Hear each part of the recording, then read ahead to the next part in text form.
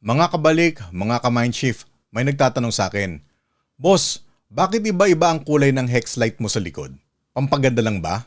Hindi yan aesthetic lang. May sistema yan, may meaning yan. At para hindi rin ako malito kapag napipindot ko yung mode, ito na yung official na color code natin dito sa channel.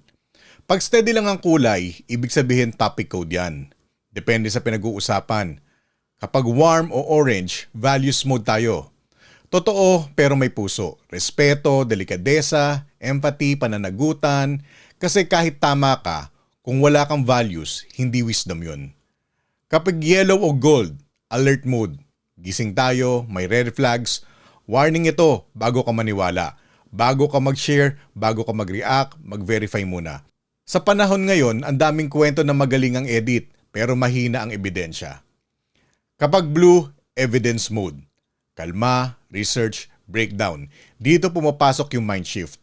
Bago ka mag-comment, check muna. Bago ka mag-judge, tanong muna. Saan galing? Ano ang proof? Sino ang source? Hindi tayo anti-opinion pero pro-evidence tayo. Kapag red, urgent mode. High stakes yung topic. Corruption, panloloko, abuso, o anumang issue na pag pinabayaan mo, may totoong taong masasaktan. Red yan pag hindi na pwedeng bahala na. Kailangan gising. Kailangan bantay, kailangan pananagutan. At kung minsan white, reset mode.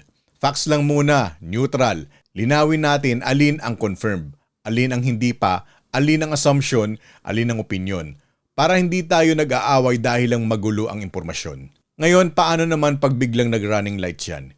Gumagalaw yung ilaw, nagpa-pulse, nagpapalit-palit. Simple lang, kapag running lights, hindi na topic code yan. Process code yan. Ibig sabihin, pinapakita ko yung proseso ng pag-iisip, hindi pa final conclusion.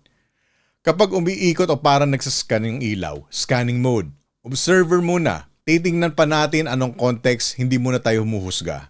Kapag dahan-dahan lumalakas at humihina, parang humihinga, breathing mode. Pause, reflect, mind shift tayo.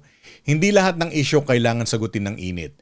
Minsan kailangan ng kalma para luminaw ang isip. Kapag kumikislap na parang tibok, pulse mode. Reminder yan, values muna kahit mainit ang usapan. Totoo, pero hindi dapat bastos, matapang pero may respeto.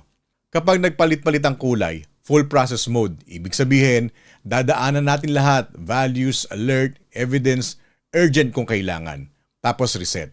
Hindi tayo isang anggulo lang, kompleto yung lens. At bakit hexagon ang ilaw?